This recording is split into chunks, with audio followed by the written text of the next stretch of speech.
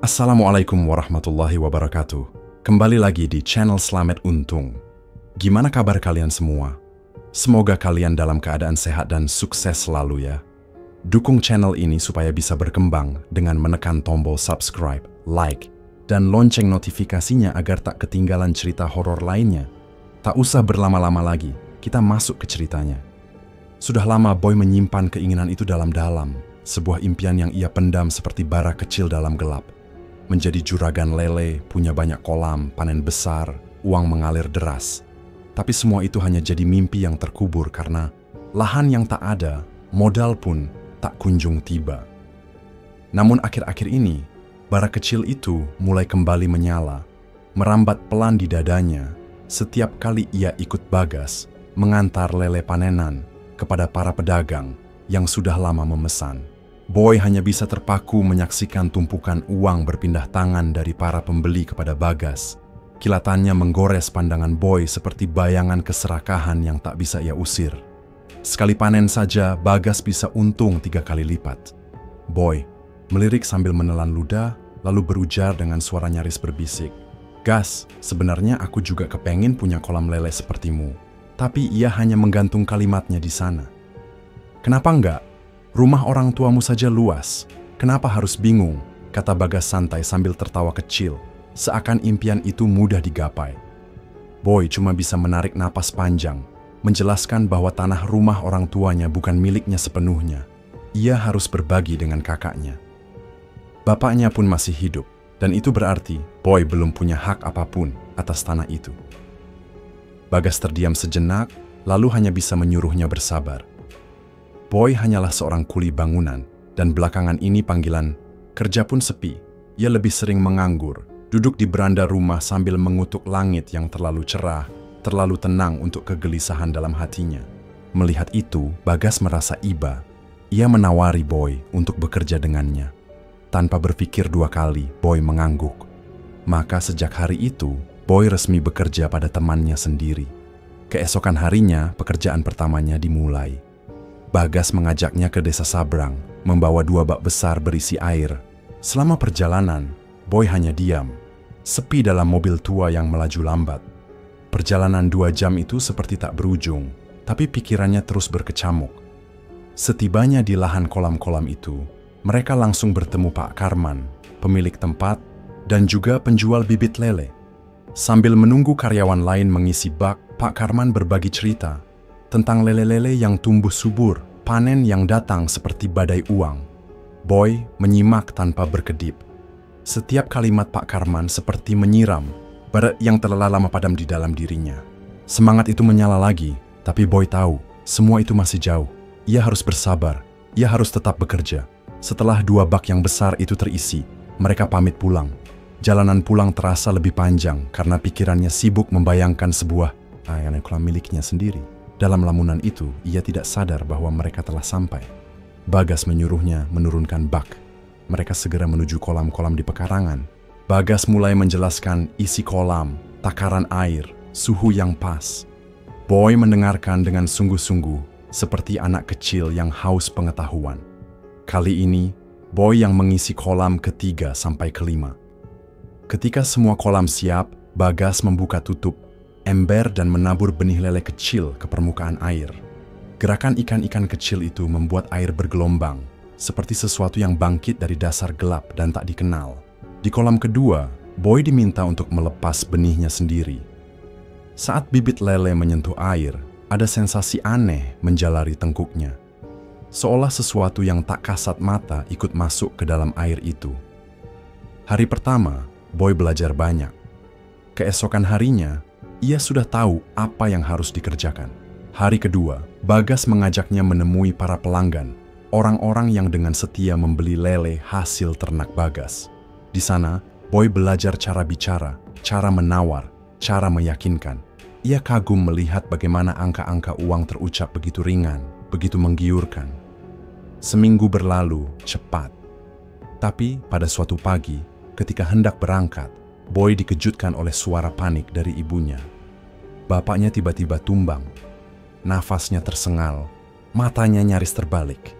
Kakaknya sudah lebih dulu berteriak-teriak meminta bantuan, Dalam sekejap, rumah itu berubah jadi ruang ketakutan.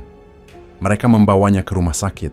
Boy dan Hasan, tetangga mereka, menunggu di luar ruang IGD. Dinding putih rumah sakit yang dingin memantulkan bayangan Boy yang gemetar. Waktu seakan berhenti. Mereka takut, sangat takut. Setengah jam kemudian, dokter keluar dengan wajah kelam. Jantung bapaknya lemah. Terlalu lemah, ia harus dirawat intensif. Boy dan Hasan pun tak punya pilihan selain menuruti saran dokter. Mereka bergantian menjaga Gatot yang terbaring lemah di ruang perawatan. Boy harus bekerja pagi hari, dan Hasan bersama istrinya ikut turun tangan menjaga di malam hari. 2 minggu lamanya, Gatot dirawat di rumah sakit itu. Dindingnya pucat, bau antiseptiknya tajam, dan suara alat medis tak henti berdenting seperti isyarat waktu yang semakin menipis. Saat Gatot akhirnya diperbolehkan pulang, Boy dan Hasan sempat merasa lega seolah kematian bisa mereka kalahkan. Tapi, 3 hari setelah itu, saat malam turun dengan sunyi yang menggigit, tubuh Gatot tiba-tiba kejang-kejang. Tangannya mencengkeram udara, matanya membelalak seolah melihat sesuatu yang tak terlihat orang lain. Dan di saat itulah, napas terakhirnya menghilang begitu saja, seperti ditiup angin dingin dari ujung dunia. Boy dan Hasan berdiri membeku di sisi jenazah. Mereka tidak menangis, tidak berteriak, hanya diam seperti 2 batu nisan yang berdiri di tengah rumah sendiri. Kedua orang tua mereka kini telah pergi. Pemakaman dilangsungkan keesokan harinya. Semua tetangga dan teman-teman dekat datang melayat. Wajah-wajah muram dan doa-doa yang bergetar di udara. Termasuk Bagas, yang walau tak terlalu dekat dengan Gatot, tetap merasa kehilangan. Seringkali Gatot menasihatinya dengan suara pelan tapi berat, seperti orang yang tahu betul arah hidupnya sendiri. Setelah tanah pemakaman diratakan dan semua orang pulang, Bagas pamit. Ia memberi waktu pada Boy untuk berduka. Tapi kesunyian malam tak benar-benar menyembuhkan luka. Pagi-pagi buta, Boy datang ke rumah Hasan. Langkahnya cepat dan matanya merah. Hasan terkejut. Boy tak pernah datang kecuali jika ada perlu. "Ada apa, Boy?" tanyanya sambil menyuruh adiknya duduk. Tanpa basa-basi, Boy membuka pembicaraan. Ia ingin membicarakan warisan. Hasan mengerutkan dahi, kaget dan tak percaya. "Bapak baru dikubur kemarin. Nggak pantas kita ngomongin itu sekarang." Tapi Boy tetap memaksa. Ia bercerita tentang keinginannya menjadi peternak lele, tentang kolam-kolam yang ingin ia bangun, tentang lahan yang ia butuhkan. Kata-katanya penuh ambisi, matanya menyala, tapi ada sesuatu yang aneh dalam nada suaranya, seperti seseorang yang mulai terobsesi. Hasan ragu. Di satu sisi, ia kasihan pada adiknya. Di sisi lain, ia merasa ada sesuatu yang tidak beres jika warisan itu dibagi begitu cepat. Tapi, saat Boy meminta sawah bapaknya saja dan membiarkan Hasan mengambil rumah, ia akhirnya menyetujui. Sawah dan rumah sama-sama luas pikirnya, dan itu adil. Setelah perjanjian itu dibuat, Boy langsung menemui Bagas. Bagas terkejut bukan main. Bagaimana bisa Boy mendapat hak warisan secepat itu?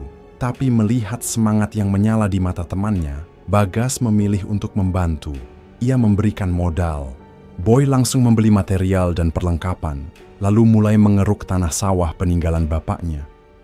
Tanah itu ia timbun, ia padatkan, ia ratakan, hingga terbentuk 2 petak kolam besar. Bulan demi bulan lewat, kolam itu akhirnya rampung. Di bawah cahaya matahari yang redup, mata Boy berkilat. 2 kolam itu berdiri di hadapannya, seperti mimpi yang merangkak keluar dari kubur. Pagi itu, Bagas datang melihat hasil kerja kerasnya. Ia memberi sedikit arahan tentang takaran air. Boy mencatat semuanya dalam kepalanya, nyaris seperti mantra yang tak boleh ia lupakan. Setelah kolam terisi, Bagas meminta Boy mengambil bibit ikan ke rumah Pak Karman. Bibit itu sudah ia pesan seminggu sebelumnya, tapi Boy hanya berdiri kaku. "Aku nggak punya uang, Gas. Gimana aku ngambilnya?" Bagas tersenyum tenang. "Tenang, bibit pertama biar aku yang urus. Kamu tinggal jalani aja." Boy tampak kegirangan seperti anak kecil yang baru dapat mainan. Ia segera pergi ke rumah. Pak Karman, bibit lele itu dibawanya pulang dan langsung ia tebar ke 2 kolam sekaligus. Air bergelombang.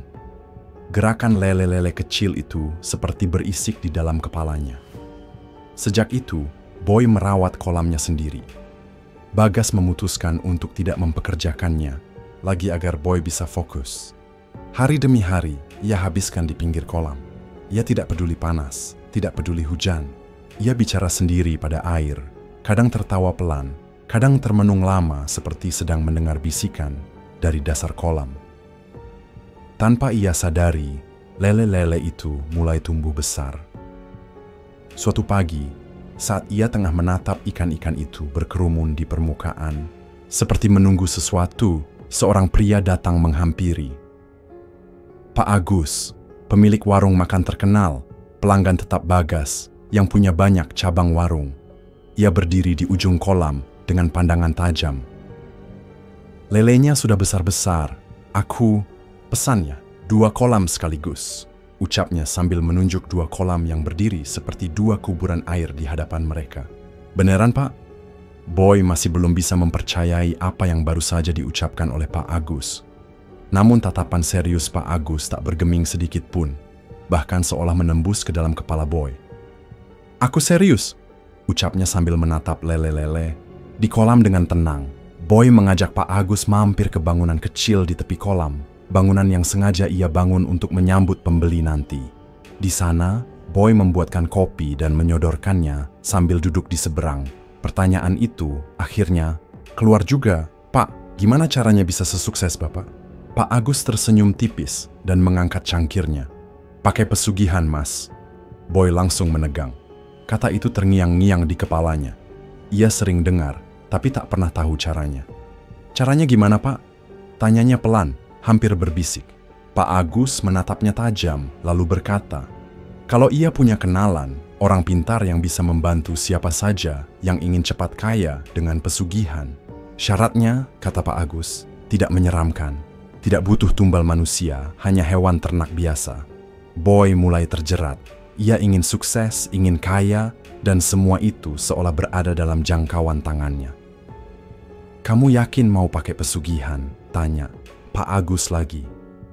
Kalau kamu pakai, kamu tidak boleh telat mengirim tumbalnya. Telat sedikit saja, tamat sudah. Boy, yang matanya mulai gelap oleh ambisi, mengangguk cepat. Pak Agus tahu ia tak bisa menariknya kembali. Sore itu juga, mereka berangkat menuju rumah Mbah Jambrong, seorang dukun tua yang dikenal luas karena kekuatan pesugihannya. Rumahnya berada di ujung hutan, sunyi dan terasa terpisah dari dunia. Ketika Boy bertemu langsung dengan Mbah Jambrong, tubuhnya langsung merinding. Sosok tua itu duduk membelakangi cahaya lampu minyak. Rambutnya panjang menjuntai seperti akar yang merambat ke tanah, dan matanya hitam, dalam, seolah menyimpan banyak janji dan kutukan sekaligus. Suaranya serak seperti batu yang digerus angin ribuan tahun. Kalau hanya untuk main-main, mending tidak usah, geramnya sambil menatap langsung ke mata Boy. Boy kaku, nyaris tak bisa bicara, tapi tetap mengangguk 3 kali ketika ditanya soal kesiapannya. Mbah Jambrong pun mulai menyebutkan syaratnya. Ia meminta Boy mengambil tali kafan dari mayat yang meninggal pada hari Selasa Wage. Tali itu, katanya, bisa mendatangkan uang dengan cepat, tapi harus dirawat, harus diberi tumbal secara rutin. Kalau sudah dapat, baru kamu datang lagi ke sini. Sekarang kamu pergi. Perintahnya datar tapi penuh tekanan. Boy tak sanggup membalas. Ia langsung lari keluar. Jantungnya berdentam tak karuan. Di luar, Pak Agus masih menunggu. Boy langsung menceritakan semua syarat yang diminta. Pak Agus hanya mengangguk pelan. Memang itu syarat awalnya. Dulu aku juga begitu, ucapnya tanpa menatap Boy. Caranya gimana, Pak? Tanya Boy yang mulai kebingungan. Pak Agus menyuruhnya mengecek kalender, mencari siapa saja yang meninggal di hari Selasa Wage. Boy menuruti. Hitsply memperhatikan kalender yang tergantung di bangunan dekat kolam. Hari itu ternyata adalah Selasa Wage. Tanpa membuang waktu, Boy segera berkeliling dari desa ke desa. Ia mencari tanda-tanda, melihat orang-orang berkumpul, hingga akhirnya matanya menangkap sekumpulan warga di pemakaman. Ia mendekat, berpura-pura akrab. Siapa yang meninggal, Pak? Tanyanya pada salah satu bapak-bapak di sana. Pak Dola, Mas. jawab si bapak yang tampak bingung dengan kehadiran orang asing. Itu, Boy pura-pura sedih, bahkan menundukkan kepala, mengikuti prosesi dengan penuh kepalsuan. Malamnya Boy sudah bersiap. Ia membawa cangkul dan senter kepala, lalu kembali ke makam Pak Dola. Saat tiba, tubuhnya langsung menggigil. Tidak ada cahaya. Angin berhembus kencang, mengoyak pucuk-pucuk bambu di sekitar makam. Suaranya bersiuran, seperti suara-suara bisikan dari dunia lain. Tapi Boy tetap melangkah. Dengan penuh ketakutan, ia mendekati makam dan mulai mencangkul perlahan. Ia terus menoleh ke kanan dan kiri, memastikan tidak ada yang mengawasinya.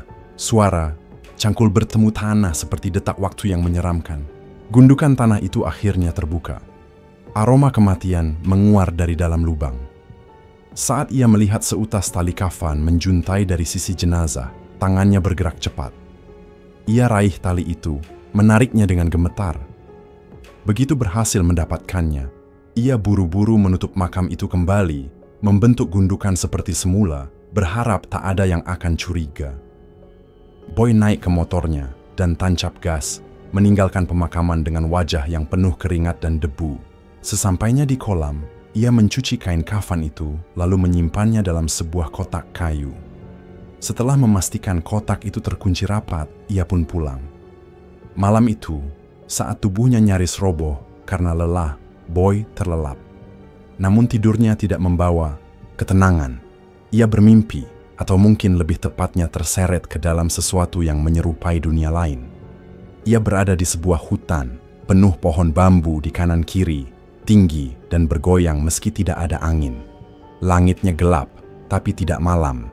Tanahnya dingin seperti baru disiram hujan darah. Di mana ini? Aku di mana ini? Gumam Boy sambil berjalan tanpa arah. Di tengah hutan yang remang dengan kabut menyelimuti tiap jengkal tanahnya, langkah Boy terhenti mendadak. Matanya membelalak, bibirnya menganga tanpa suara. Tepat di depannya, sesosok pocong berdiri kaku. Wajahnya rusak, kulitnya robek-robek seperti daging busuk yang terkelupas dari tulang. Mata pocong itu menatap langsung ke mata Boy, kosong namun dalam, seakan menghisap jiwanya perlahan. Tubuh Boy gemetaran hebat, kakinya seperti tertancap di tanah dan tak mau digerakkan. Ia memaksa dirinya untuk berlari, tubuhnya oleng dan terjatuh keras ke tanah berlumpur. Saat hendak bangkit, tangannya merasakan sesuatu yang dingin dan kenyal di bawah tubuhnya. Boy membalikkan badan dan langsung berhadapan dengan pocong yang tadi. Kini lebih dekat, lebih busuk, dan lebih nyata. Ia menjerit sekuat tenaga, tubuhnya menendang-nendang tanah dalam kepanikan. Jeritannya terus menggema hingga ia terbangun. Napas tersengal-sengal, tubuhnya basah oleh keringat dingin. Ia terduduk di ranjang, jantungnya berdentam seperti genderang. Kematian. Kenapa aku mimpi pocong? Apa gara-gara tali pocong itu? Gumamnya dengan suara serak. Ia berusaha menenangkan diri, melangkah keluar kamar, mencuci wajahnya di wastafel, lalu duduk di teras sambil menyeruput kopi. Langit masih gelap, subuh belum sepenuhnya datang. Tapi Boy tak sanggup kembali tidur. Bayangan pocong itu masih menempel, kuat di belakang matanya. Ketika matahari mulai naik, Boy segera pergi ke rumah Pak Agus, membawa kabar bahwa ia telah mendapatkan tali pocong. Pak Agus membuka pintu dengan wajah mengantuk namun langsung terkejut melihat Boy berdiri di depannya. Pagi-pagi, cepat sekali kamu dapatnya. Dari mana? Tanyanya. Heran. Setiap hari aku keliling desa nyari orang mati, Pak. Kemarin kebetulan ada yang meninggal. Jadi aku langsung gali dan ambil talinya. Jawab Boy santai, meski di kepalanya masih terngiang wajah hancur pocong dari mimpinya. Ia ragu sejenak, lalu bertanya, Pak, semalam aku mimpi pocong. Itu wajar nggak? Pak Agus hanya mengangguk perlahan. Dulu aku juga, tapi bukan cuma mimpi. Hampir tiap hari aku diikuti pocong, bahkan kamar-kamarku jadi bau amis. Tubuh Boy langsung menggigil, hawa dingin seolah menyusup masuk ke tulang-tulangnya. Ia mulai takut jika hal yang sama akan terjadi padanya. Dengan suara hampir memohon, Boy meminta saran. Pak Agus menyuruhnya meminta perlindungan, semacam benteng, gaib dari Mbah Jambrong. Mereka sarapan sebentar, lalu langsung berangkat. Boy duduk di atas motor sambil menghitung uang yang sudah lama ia kumpulkan untuk ritual ini. Sesampainya di rumah Mbah Jambrong, ia langsung disuruh masuk. Udara di dalam ruangan itu tebal dan pengap. Aroma dupa dan bunga layu menyatu dengan bau kayu tua. Mbah Jambrong berdiri mematung di tengah ruangan. "Bawa talinya," ucapnya pelan namun penuh kuasa. Boy menyerahkan tali kafan itu dan meletakkannya di atas loyang yang sudah dipenuhi air dan bunga melati. Mbah Jambrong mulai merapalkan mantra dengan mata terpejam. Suaranya rendah dan bergetar, seperti berasal dari mulut yang bukan lagi milik. Manusia. Udara di ruangan itu berubah drastis. Panasnya tak wajar. Boy mulai berkeringat, bajunya basah, kulitnya terasa terbakar. Ia nyaris berdiri untuk keluar tapi tak berani memotong ritual. Setengah jam berlalu dalam panas yang mencekik. Mbah Jambrong membuka mata, mengambil tali kafan, dan mengikatnya bersama bunga-bunga yang telah layu direndam. "Sekarang, kita harus memberikan tumbal. Apa kamu siap?" tanyanya tanpa intonasi. Boy mengangguk gemetar, bibirnya kering. "Siap, Mbah." Dengan uang yang sudah disiapkan, Boy membeli 2 ekor kambing dari belakang rumah Mbah Jambrong. Hewan-hewan itu digiring ke halaman belakang, matanya lemas seakan tahu ajal sudah dekat. Mbah Jambrong menyuruh Boy menunggu. Ia mengambil sebilah pisau besar, lalu menyembelih kambing pertama. Darahnya menyembur liar, sebagian mengenai tubuh Boy yang berdiri tak jauh darinya. Ketika Boy hendak membersihkan darah yang menempel, Mbah Jambrong melotot. "Jangan, biarkan sampai kering," katanya tegas. Hal yang sama terjadi pada kambing kedua. Darah mengucur deras, membasahi tanah, menciptakan genangan merah yang mengeluarkan bau besi. Setelah darahnya mengering di tubuh Boy, Mbah Jambrong menuangkan air rendaman bunga dan tali kafan ke tubuhnya, membersihkan sisa darah dengan pelan tapi penuh tekanan. Boy gemetar, bukan karena dingin, tapi karena rasa takut yang kini mulai menjelma menjadi penyesalan. Selesai ritual, Boy kembali menghadap Mbah Jambrong. Kali ini, ia memohon. "Mbah, aku minta benteng. Aku takut pocong itu ikut lagi." Wajah Mbah Jambrong tidak berubah. Bukannya memberi perlindungan seperti yang diminta, Mbah Jambrong justru membentak. Suaranya menggema tajam di dalam ruangan sempit itu. "Itu sudah risiko dan kamu harus mau menerimanya. Kalau nggak mau, kita batalkan saja perjanjian ini." Boy sontak terdiam. Dadanya bergemuruh seperti akan meledak. Wajahnya pucat dan matanya berair. "Jangan, Mbah. Baiklah.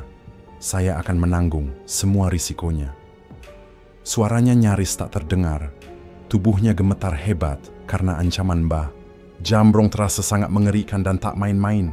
Mbah Jambrong hanya mengangguk pelan lalu menyuruhnya pulang. Boy pun buru-buru pergi, melangkah terburu-buru, seperti dikejar sesuatu yang tak kasat mata. Hari itu, waktu panen telah tiba. Boy kembali ke kolam, dan karena tak ada yang menemani, ia mengerjakan semuanya sendiri.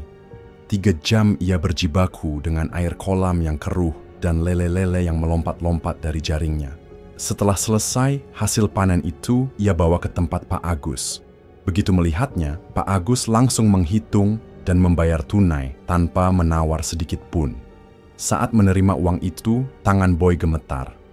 Ini pertama kalinya ia memegang uang hasil panen dari kolam yang benar-benar ia usahakan sendiri. Ada rasa bangga, tapi juga takut. Seolah ada sesuatu yang tak terlihat menatapnya dari kejauhan. Dalam perjalanan pulang, Boy mampir ke rumah Bagas untuk mengembalikan sebagian uang pinjaman kolam. Tapi Bagas menolaknya dengan senyum santai. "Uangnya kamu pakai dulu aja, nanti-nanti aja kalau mau bayar." Kebahagiaan Boy seketika melonjak. Ia menyisihkan sebagian uang itu untuk membeli bibit lele. Kali ini, ia datang sendiri ke toko bibit tanpa mengajak siapapun. Pak penjual tampak senang melihat semangat Boy. Keesokan paginya, ia menyebar benih lele itu ke 2 kolam barunya. Keringat membasahi tubuhnya, tapi hatinya tenang. Hingga tiba-tiba, seorang pria asing datang menghampiri. "Saya mau pesan lele-lele." "Itu, boleh," katanya sambil menunjuk ke 2 kolam yang baru saja diisi benih. Boy menatapnya heran. "Maaf Pak, ini baru saya sebar benihnya. Lelenya belum besar, nanti takutnya nggak sesuai harapan. Tapi orang itu justru tersenyum. Aneh, lalu tanpa banyak bicara, mengeluarkan uang dan langsung membayar tunai 2 kali lipat dari harga Pak Agus kemarin. Mata Boy membelalak, tangannya kembali gemetar, lebih hebat dari sebelumnya. Belum pernah ada orang yang membeli benih dengan harga gila seperti itu. Apalagi tanpa tawar-menawar dan tanpa jaminan apapun. Esoknya, datang lagi orang lain. Tapi, Boy menolaknya karena 2 kolam sudah dipesan. Namun orang itu malah memesan untuk panen berikutnya dan langsung meletakkan uang di tangan Boy sebagai uang muka. Jumlahnya besar, terlalu besar. Boy tak bisa berkata apa-apa, hanya mengangguk kaku saat pria itu pergi dengan langkah tenang namun meninggalkan hawa ganjil di belakangnya. Sore itu, saat Boy sedang membereskan peralatan di kolam, ia melihat bayangan putih samar-samar di antara 2 pohon mangga. Pandangannya kabur, tapi bayangan itu semakin lama semakin jelas. Sosok berjubah putih yang berdiri diam, kaku, tak bergerak. Jantung Boy berdetak semakin cepat. Ia menelan ludah, lalu mempercepat gerakan tangannya, memasukkan semua barang ke dalam kotak kayu. Segera ia menggotong kotak itu ke gudang. Begitu keluar dari gudang, tubuhnya langsung membeku. Pocong itu kini berdiri di atas pohon mangga. Kepalanya menunduk menghadap Boy. Kain kafannya berkibar pelan ditiup angin. Boy terpekik pelan, buru-buru naik motor, dan melaju sekencang mungkin tanpa menoleh ke kanan atau ke kiri. Ia merasa ada sesuatu mengikuti di belakang, tapi tak berani melihat.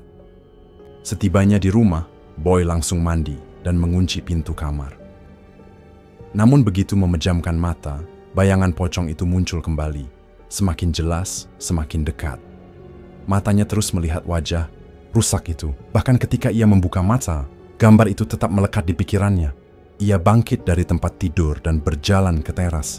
Malam mulai turun perlahan, sunyi menggantung di udara. Ia duduk sambil menyeruput kopi, berharap ketenangan datang bersama uap panas minuman itu. Tapi saat ia menatap ke halaman, darahnya kembali membeku. Pocong itu berdiri di antara batang-batang pohon. Boy hanya berdiri mematung menatap sosok pocong itu. Entah kenapa tubuhnya tidak bereaksi, tidak menggigil, tidak pula ingin lari seperti sebelumnya. Dia hanya menatap, napasnya teratur, matanya lurus tanpa berkedip. Pocong itu perlahan memudar, tubuhnya seperti kabut yang tertelan angin malam, hilang begitu saja tanpa jejak. Sejak saat itu, Boy tidak pernah lagi merasa takut saat melihat pocong. Seolah-olah pertemuan terakhir itu telah membakar habis rasa takut dalam dirinya. Keesokan paginya, saat Boy tiba di kolam, Pak Agus sudah duduk di depan bangunan kecil dekat kolam. Boy terkejut melihatnya. Ia segera melangkah cepat mendekati pria itu. "Pak Agus, tumben pagi-pagi sudah ke sini. Ada apa?" tanyanya. Pak Agus tersenyum tipis, namun matanya tajam seperti biasa. "Aku hanya ingin lihat perkembangan usahamu. Gimana, pesugihannya jalan baik, kan?" Boy mengangguk, lalu mulai menceritakan hal-hal aneh yang tak pernah ia duga sebelumnya. Ia menceritakan keuntungan yang tiba-tiba melonjak hingga 3 kali lipat. Pak Agus hanya tertawa pelan, senyum sinis menggantung di bibirnya, seolah ia sudah tahu apa yang akan terjadi. "Makanya aku nggak memesan lelemu, karena aku tahu pasti sekarang sudah banyak yang antre," katanya sambil memutar lehernya ke arah kolam. Boy menggeleng pelan, lalu duduk di dekatnya. Obrolan mereka berlanjut, hingga Pak Agus menyarankan agar Boy memperbesar usahanya. 2 kolam tidak akan cukup jika permintaan terus seperti ini. Tapi wajah Boy langsung berubah murung. Pak Agus melihat itu dan mengernyit. "Kenapa wajahmu berubah begitu?" tanyanya. Boy menarik napas panjang. Ia menjelaskan bahwa lahan milik orang tuanya sudah dibagi dan yang ia dapatkan hanya cukup untuk membangun 2 kolam. Sisanya dikuasai oleh kakaknya. Pak Agus bukannya bersimpati, malah tertawa lebar. Boy hanya menatapnya dengan tatapan bingung. Bagaimana bisa seseorang tertawa mendengar kisah yang menyedihkan seperti itu? "Kenapa enggak kamu ambil semua?" tanya Pak Agus dengan santai. "Gimana caranya? Bisa-bisa aku masuk penjara," sahut Boy pelan. Pak Agus mendekatkan wajahnya, Suara pelan namun dingin menyusup ke telinga Boy. "Santet aja kakakmu. Biar cepat mati. Habis itu kamu urus sertifikat tanahnya. Beres." Mata Boy membelalak. Bibirnya terbuka beberapa senti, tapi tak ada kata yang bisa keluar. Saran itu begitu gila, begitu jahat. Tak pernah terlintas sedikit pun di pikirannya. Itu kakaknya sendiri, darah dagingnya. Tapi Boy tidak berkata apa-apa. Ia hanya diam. Otaknya berkecamuk, matanya menatap dua kolam yang berkilau di bawah sinar pagi. Entah dari mana, sebuah bisikan mulai menyelinap ke telinganya. Lembut, licin, dan membujuk. Kata-katanya menyerupai apa yang baru saja Pak Agus katakan. Seolah bukan hanya suara luar, tapi juga berasal dari dalam dirinya. Pak Agus pun pamit setelah cukup lama di sana. Sebelum pergi, ia menoleh sekali lagi, mengingatkan Boy untuk melakukan saran barusan. Hari itu, Boy gelisah. Sepanjang hari bayangan saran itu terus menghantui pikirannya. Jika ia hanya mengandalkan 2 kolam, keuntungannya tidak akan besar. Ia butuh lebih banyak kolam, butuh lebih banyak ruang, butuh lahan kakaknya. Setelah beberapa hari memikirkannya, Boy akhirnya memutuskan. Ia mendatangi Mbah Jambrong. Di tangannya tergenggam sebuah foto.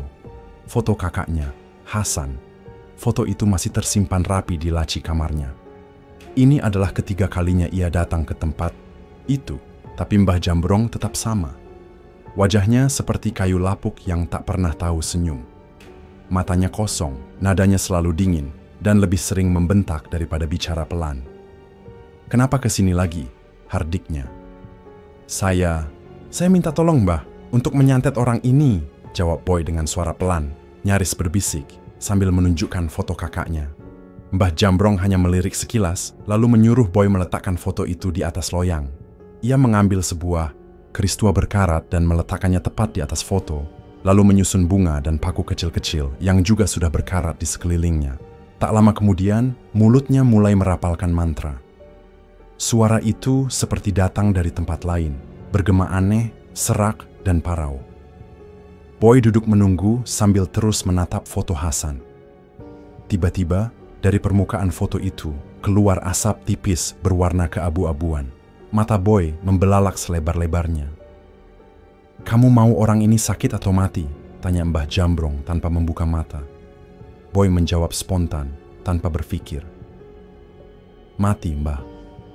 Suaranya datar, tak bergemetar. Seolah orang yang hendak dia binasakan, itu bukan kakak kandungnya sendiri. Mbah Jambrong kembali melanjutkan mantranya, matanya tetap terpejam. Setelah hampir setengah jam, ia membungkus semua benda di atas loyang dengan kain berwarna hitam. "Bawa ini, buang ke danau itu, malam ini juga," katanya pelan. Nadanya seperti perintah yang tak bisa dibantah. Boy menerima bungkusan itu dengan tangan gemetar. Sebelum meninggalkan danau itu, Boy memastikan bungkusan hitam itu tenggelam sempurna di dasar danau, tersembunyi jauh dari jangkauan siapapun. Ia berdiri beberapa menit menatap permukaan air yang kembali tenang, tak meninggalkan riak sedikit pun. Hatanya bergemuruh, rasa bersalah dan harapan bercampur menjadi satu. Dalam kepalanya, wajah kakaknya muncul sekelebat lalu hilang, digantikan oleh bayangan kolam-kolam baru yang penuh dengan lele siap panen. Setibanya di kolam, Boy mendapati ikan-ikan lelenya telah gemuk dan padat, benar-benar siap untuk dipanen. Ia tahu panen kali ini akan besar, lebih besar dari sebelumnya. Karena jumlahnya yang begitu banyak, Boy mengajak temannya untuk membantu. Bersama-sama mereka menguras 2 kolam penuh. Tubuh-tubuh ikan menggelepar dalam jaring-jaring besar yang mereka angkat tanpa henti. Setelah panen selesai, ikan-ikan itu langsung dikirim ke tempat pemesanan. Orang yang dulu datang saat lelenya masih sebesar benih. Malam itu, saat tubuhnya mulai lelah dan pikirannya sudah ingin beristirahat, pintu rumahnya diketuk keras dari luar. Saat dibuka, ia melihat Tia, istri kakaknya, berdiri dengan wajah panik. Matanya basah, napasnya tersengal. "Boy, kakakmu. Suaranya terputus-putus. Boy pura-pura terkejut, tapi hatinya dingin, seperti tanah beku. Ia tahu, santet dari Mbah Jambrong sudah mulai bekerja. "Ada apa dengan Mas Hasan, Mbak?" tanyanya tenang, meski matanya pura-pura khawatir. Dia kejang-kejang, seluruh tubuhnya panas. Aku nggak tahu harus bagaimana. Aku cuma kepikiran kamu, Boy. Tanpa berkata lagi, Boy menutup pintu dan langsung mengajak Tia menuju rumah kakaknya. Saat melihat Hasan tergeletak di lantai, tubuhnya bergetar hebat dalam kejang yang tidak wajar, Boy menahan senyum. Ia berjongkok, memegang tangan kakaknya seolah peduli, padahal dalam hati ia bersorak senang. Ia menyarankan agar Hasan segera dibawa ke rumah sakit. Tia yang panik mengiyakan tanpa berpikir panjang. Saat meminjam mobil tetangganya, Boy sempat tertawa kecil di balik punggung Tia. Tak lama lagi rumah dan lahan kakaknya akan jadi miliknya. Tubuh Hasan yang kecil dan kurus membuatnya mudah untuk digendong dan dimasukkan ke dalam mobil. Tapi, sesampainya di rumah sakit, dokter tidak menemukan penyakit apapun. Hasan diberi obat penurun panas dan disuruh pulang. Tidak ada penjelasan medis, tidak ada hasil tes yang menunjukkan kejang atau infeksi. Boy makin yakin bahwa santet itu benar-benar bekerja. Malamnya, saat ia sedang bersantai di teras, Tia kembali datang dengan wajah lebih panik dari sebelumnya. Boy, dia muntah nanah. Dia belum makan apa-apa, tapi muntah nanah. Aku takut. Aku yakin ini santet. Kalimat itu membuat jantung Boy berdetak tak karuan. Ia mulai panik. Jika Tia memanggil orang pintar sungguhan, semuanya bisa terbongkar. Ia harus mencegah itu. Dengan cepat ia menawarkan bantuan. Mungkin benar, Mbak. Biar aku aja yang carikan orang pintarnya. Aku kebetulan punya kenalan. Ide itu muncul. Seketika, seperti kilatan petir di otaknya. Tia mengangguk setuju tanpa curiga. Pagi harinya, Boy langsung menelepon Pak Agus, memintanya untuk berpura-pura menjadi orang pintar. Pak Agus yang sejak awal menyarankan semuanya, tertawa senang, dan langsung menyanggupi. Malam itu, Pak Agus datang dengan dandanan aneh. Jubah lusuh, kalung manik-manik, dan tasbih besar tergantung di lehernya. Ia masuk ke kamar Hasan dengan wajah pura-pura serius, lalu mulai melakukan ritual palsu. Boy hampir tak sanggup menahan tawanya, tapi ia berusaha tetap tenang. Pak Agus mengangkat tangan, berdoa dengan suara berat dan bergetar, lalu mengatakan bahwa semua guna-guna telah dibersihkan dari tubuh Hasan. Tia yang polos menanyakan siapa pelakunya. Tanpa ragu, Pak Agus menjawab, teman kerjanya. Lalu ia buru-buru pamit, berdalih ada pasien lain yang harus ia tangani. Dalam perjalanan pulang, Boy dan Pak Agus tertawa terpingkal-pingkal, menertawakan kebodohan Tia dan kejenakaan sandiwara. Mereka, hari-hari pun berlalu, tapi alih-alih membaik, kondisi Hasan malah semakin memburuk. Tubuhnya makin kurus, kulitnya pucat, dan matanya tak lagi terbuka. Tia kebingungan, namun Boy semakin gembira. Ia merasa langkahnya tinggal selangkah lagi menuju apa yang ia inginkan. Ia terus memanggil Pak Agus. Mereka terus bersandiwara, dan setiap malam, Hasan seperti hanya tinggal seonggok mayat yang bernafas, terbaring tanpa suara. Sejak tubuh itu direnggut sakit, Hasan perlahan menjadi sosok yang tak lagi menyerupai manusia. Daging-dagingnya hilang, seolah dimakan waktu, menyisakan kulit keriput yang menggantung di tulang-tulang tajam. Bola matanya yang dulu hangat kini tertutup terus-menerus, wajahnya seperti topeng kematian yang hidup. Boy tak bisa menyembunyikan kegembiraannya. Setiap melihat kakaknya terbaring tanpa daya, ia tahu waktunya sudah dekat. Hanya tinggal hitungan hari sebelum tanah menelan tubuh. Itu sepenuhnya. Tia tak berdaya, setiap malam hanya tangisan yang terdengar dari kamarnya, tak tahu lagi harus berbuat apa. Dan benar saja, seminggu kemudian Hasan menghembuskan nafas terakhirnya. Boy yang mendengar kabar itu melonjak girang, tertawa dalam kamar, menari-nari seperti orang gila. Namun, di hadapan orang-orang, ia berubah menjadi sosok adik yang kehilangan. Matanya sembab pura-pura, wajahnya tertunduk penuh duka. Dengan bantuan tetangga, ia mempersiapkan pemakaman. Karena tak ada lagi yang harus ditunggu, siang itu juga Hasan dimakamkan.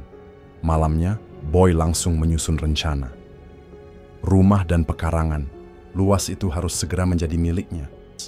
Ia menelepon Pak Agus, dan seperti biasa, pria tua itu punya jalan. Ia mengenalkan Boy pada seorang notaris yang bukan hanya punya tangan cepat, tapi juga licik. tanpa harus melibatkan pihak ketiga. Hanya dalam waktu 10 hari setelah Hasan dikubur, sertifikat tanah itu sudah berpindah tangan atas nama Boy. Tia terkejut ketika seorang lelaki datang dan mengusirnya. Ia berusaha melawan, namun tak ada yang bisa ia lakukan. Sertifikat rumah dan tanah itu belum sempat diurus oleh Hasan semasa hidupnya. Ia tahu betul, semua ini ulah Boy.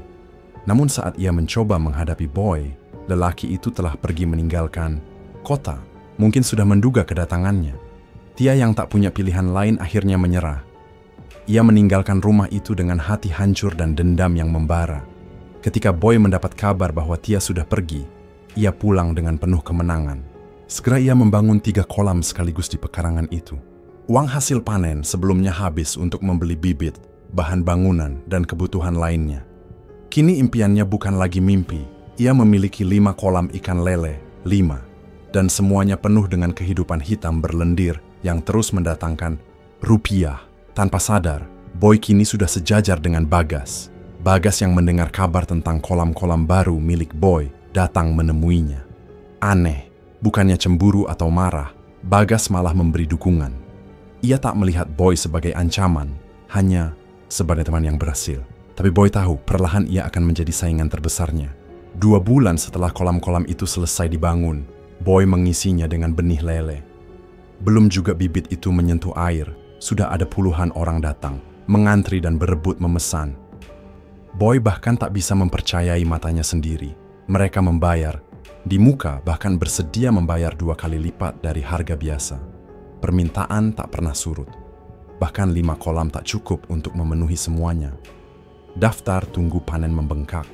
Boy berenang dalam tumpukan uang. Dan ia tidak pernah lupa untuk memberi tumbal sesuai jadwal. Setiap 2 minggu, Pak Agus datang memeriksa. Lelaki tua itu selalu membawa senyum lebar. Bangga melihat usaha pesugihan yang berhasil. Bahkan pelanggan-pelanggan milik Bagas kini berpindah ke Boy. Bisnisnya meledak. Namanya mulai dikenal. Ia kini punya 4 karyawan dan hanya duduk manis menghitung uang sambil menghisap rokok mahal. Bagas sempat menyarankan Boy agar terjun langsung ke lapangan, tapi Boy menolak. Baginya, bekerja kini hanya untuk orang bodoh. 5 bulan berlalu begitu cepat. Pak Agus datang lagi, duduk di depan rumah Boy sambil menatap langit sore yang mulai menghitam. "Apa kamu tidak bosan hidup begini terus, Boy?" Tanyanya dengan nada tenang namun tajam. Boy terdiam. Tatapannya kosong, tapi di dalam dirinya mulai muncul kegelisahan. "Kalau dipikir-pikir, memang bosan, Pak. Karena semua sudah aku dapat," jawabnya pelan. Pak Agus tersenyum licik, lalu menyarankan hal yang lebih gila lagi. "Kalau begitu, kenapa tidak kamu habisi saja si Bagas? Supaya tak ada lagi yang menyaingi." Kepala Boy seperti ditusuk dari dalam. Ia diam. Saran itu seperti pisau dingin yang perlahan masuk ke otaknya. Logis, efektif. Tapi, itu Bagas. Satu-satunya orang yang pernah memberinya bantuan di awal-awal usaha. Meski begitu, Boy tahu, dalam dunia ini tak ada ruang untuk belas kasihan.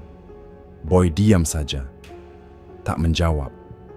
Tapi di hatinya, badai mulai menggulung pelan-pelan. Boy masih menyimpan jelas dalam ingatannya bagaimana dulu Bagas yang pertama mengulurkan tangan, memodali, dan memperkenalkannya pada usaha kolam lele. Rasa terima kasih itu sempat membuatnya ragu ketika Pak Agus menyarankan sesuatu yang gila, menyingkirkan Bagas untuk selamanya. Boy menolak saat itu, meskipun pikirannya mulai teracuni. Ia mencoba melupakannya, tapi bayangan saran Pak Agus terus menghantui. Apalagi saat pelanggan-pelanggan barunya datang silih berganti, jumlahnya makin banyak setiap hari. Hari ini saja sudah ada 10 orang yang memesan kolamnya. 5 kolam itu tak lagi cukup, dan Boy tahu satu-satunya cara memperluas usahanya tanpa mengeluarkan banyak biaya adalah dengan mengambil alih kolam milik Bagas. Saran Pak Agus kembali berputar-putar di dalam kepalanya. "Apa aku coba saja ya? Siapa tahu dengan cara itu, pelanggan bisa langsung mengalir," bisik hatinya. Setelah hampir sebulan dihantui keraguan, akhirnya Boy menyerah. Ia mengambil langkah pertama, mengajak Bagas berfoto dengan dalih untuk menunjukkan keberhasilan mereka berdua dalam bisnis. Padahal foto itu akan menjadi jembatan santet berikutnya. Tak lama setelah itu, Boy mendatangi Mbah Jambrong lagi. Ia ingin hal yang sama terjadi pada Bagas seperti yang terjadi pada kakaknya. Ia ingin Bagas mati perlahan, terkoyak dari dalam. Ketamakan telah menghapus sisa-sisa nuraninya. 2 hari setelah permintaan itu, kabar buruk datang. Bagas jatuh sakit. Boy mendengarnya langsung dari istri Bagas. Sudah 3 hari Bagas terbaring di rumah sakit. Tubuhnya lemah, nyaris tak bisa bergerak. Rumah sakit sudah meminta agar ia dibawa pulang, namun istrinya memaksa agar ia tetap dirawat. Boy hanya tersenyum mendengar semua itu. Kepalanya penuh bayangan tentang kolam-kolam yang sebentar lagi akan menjadi miliknya. Dan untuk mempermanis rencananya, ia kembali memainkan peran. Ia datang ke rumah sakit, pura-pura peduli, ikut begadang menunggui Bagas. Ia bahkan tidur di kursi rumah sakit, menunggu waktu yang tepat. Lalu hari itu datang. Saat Bagas sempat sadar, ia berpesan pada istrinya agar kolam-kolamnya diserahkan pada Boy. Boy yang berada di sana pura-pura terkejut, tapi jantungnya berdegup cepat. "Boy, tolong rawat kolam-kolamku. Hasilnya, bagi saja dengan istriku." Kata-kata itu melekat seperti mantra kemenangan. Tapi seminggu berlalu, sesuatu yang tak terduga terjadi. Bukannya melemah, Bagas justru mulai membaik. Boy menahan kecewa. Ia masih berharap mungkin 1 atau 2 bulan lagi Bagas akan mati. Tapi bulan-bulan itu datang dan pergi, dan Bagas malah semakin sehat. Boy merasa dikhianati. Ia marah dan langsung mendatangi Mbah Jambrong. "Kenapa belum mati juga, Mbah?" Suaranya tajam. Tapi Mbah Jambrong tertawa sinis. "Kamu kira menyantet orang itu mudah? Setiap orang punya pelindungnya sendiri. Dia itu suka bersedekah, makanya sulit ditembus." Boy tidak peduli, ia hanya ingin hasil. "Aku butuh cara lain, Mbah, dan aku akan bayar," katanya, menyerahkan uang lebih. Mbah Jambrong menerimanya dengan tenang, dan ritual kembali dilakukan. 3 hari kemudian, efeknya mulai terlihat. Bagas muntah darah. Ia menggeliat menahan sakit. Perutnya seperti dililit dari dalam. Ia dilarikan ke rumah sakit. Namun malam harinya tubuhnya melemah dan ia kehilangan kesadaran. Dokter hanya bisa mencoba menahan laju kematiannya. Bagas sering mengerang, tubuhnya dingin, dan matanya kosong menatap langit-langit kamar. Boy kembali memainkan perannya, duduk di pojok ruangan, wajah khawatir. Namun dalam hati penuh tawa. Ia bahkan sempat mendengar langsung dokter berkata kalau kondisi Bagas semakin memburuk. Lalu, di hari ke-7 sejak ia dirawat, Bagas meninggal. Ruang itu dipenuhi isak tangis dan ratapan, kecuali 2 orang yang diam-diam tersenyum penuh kepuasan, Boy dan Pak Agus. Pak Agus sempat tertegun mendengar Boy akhirnya benar-benar menjalankan saran gilanya. Bahkan lebih dari yang ia bayangkan. Tak butuh waktu lama, istrinya Bagas pun datang menyerahkan semua peralatan kerja peninggalan suaminya. Boy sempat menolak, berpura-pura sedih, menunjukkan duka yang dibuat-buat. Namun perempuan itu memaksa, katanya itu adalah bagian dari wasiat Bagas yang harus dijalankan. Akhirnya, Boy menerimanya dengan wajah pura-pura terharu. Bisnis milik Bagas kini sepenuhnya jatuh ke tangannya. Para pelanggan yang dulu biasa dilayani Bagas sempat terkejut ketika melihat Boy yang kini berdiri di sana, tersenyum seolah tak terjadi apa-apa. Mereka mengira Boy jatuh miskin dan kembali bekerja untuk Bagas. Namun setelah mendengar kabar kematiannya, raut wajah mereka berubah pilu. Sebagian bahkan belum tahu Bagas telah tiada. Tapi rasa kehilangan itu perlahan menghilang karena pelayanan Boy nyaris sempurna, bahkan melebihi Bagas. Ia tahu betul apa yang diinginkan para pelanggan. Penghasilannya meningkat tajam. Sesuai kesepakatan, ia membagi hasilnya dengan istri Bagas. Namun, rasa serakah tak pernah kenyang. Beberapa bulan berlalu, dan Boy mulai merasa jatah yang ia berikan terlalu besar. Ia berhenti membagi keuntungan. Ketika perempuan itu menuntut haknya, Boy menatapnya dengan sinis. Kesepakatan itu cuma berlaku 5 bulan. Sekarang kolam ini sepenuhnya milikku, katanya dingin. "Kalau begitu aku akan melaporkanmu ke polisi," teriak perempuan itu sambil menggertakkan gigi. Boy hanya tertawa, lalu masuk ke dalam bangunan dan kembali sambil membawa sertifikat tanah. Ia sodorkan kertas itu ke wajahnya. "Kamu yakin mau melapor?" bisiknya. Perempuan itu menangis, menggertakkan giginya karena tak punya pilihan lain. Ia pergi meninggalkan kolam yang dulu dibangun bersama suaminya. Boy mengiringinya dengan tawa dan ejekan. "Hati-hati di jalan. Semoga kamu dapat kolam ikan baru."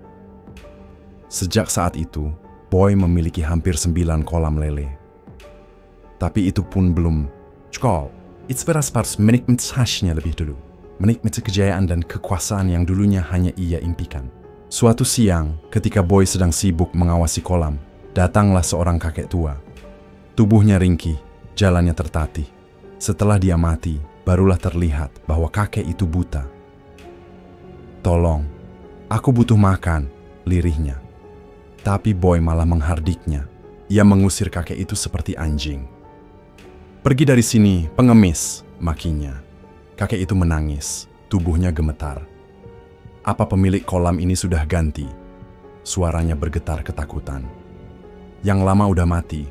Jadi pergi saja sebelum aku panggil orang-orang buat nyeretmu keluar," bentaknya lagi. Kakek itu pun pergi tertatih-tatih, meninggalkan kolam-kolam itu dengan air mata yang tertinggal di tanah. Hari itu juga, semua kolam lele milik Boy siap panen. Entah kenapa, semua matang serentak, seperti hadiah dari neraka. Boy girang bukan main. Ia dan karyawannya lembur sampai malam, sibuk memenuhi pesanan pelanggan yang tak henti berdatangan. Keesokan paginya, Boy mulai menebar bibit baru ke seluruh kolam. Setelah semua selesai, ia duduk santai, menikmati gorengan dan teh hangat, merasa dunia ada di genggamannya. Namun ketenangan itu hanya sesaat. Seorang pelanggan datang membawa plastik besar. Boy menyambutnya dengan senyum, tapi senyumnya langsung hilang ketika melihat isi plastik itu. Matanya melebar, napasnya tertahan. "Ada apa dengan lelenya, Pak?" tanyanya gugup. "Lihat ini, busuk semua. Begitu karyawan saya mencucinya, baunya menyengat. Saya tidak mau ikan busuk begini. Ganti atau kembalikan uang saya." Bentakan itu menusuk telinga Boy. Ia menelan ludah, mencoba tenang. "Baik, Pak. Kami ganti, tapi benihnya baru ditabur." "Tunggu ya," jawabnya cepat. Pelanggan itu meletakkan plastik berisi lele busuk itu dan pergi dengan kesal. Ketika Boy membuka plastik itu, bau busuk langsung menyengat, begitu kuat sampai ia hampir muntah. Ia memandangi lele-lele itu dengan kebingungan, seakan tidak percaya dengan apa yang dilihatnya. Lele-lele itu, yang seharusnya segar dan siap untuk dijual, malah terlihat membusuk, layu, dan menjijikkan. Setengah jam kemudian, pelanggan lain datang dengan keluhan yang sama. "Lele-lele ini bau busuk, bagaimana bisa begitu?" kata pelanggan itu dengan wajah penuh kemarahan. Kepalanya mulai pusing. Boy berusaha menahan gejolak yang mulai menyerang jantungnya. Ternyata, hari itu bukan hanya 1 atau 2 pelanggan yang mengeluh, hampir semuanya. Jika dihitung-hitung, untuk menukar ikan-ikan yang sudah busuk itu, Boy harus merelakan seluruh hasil panen berikutnya.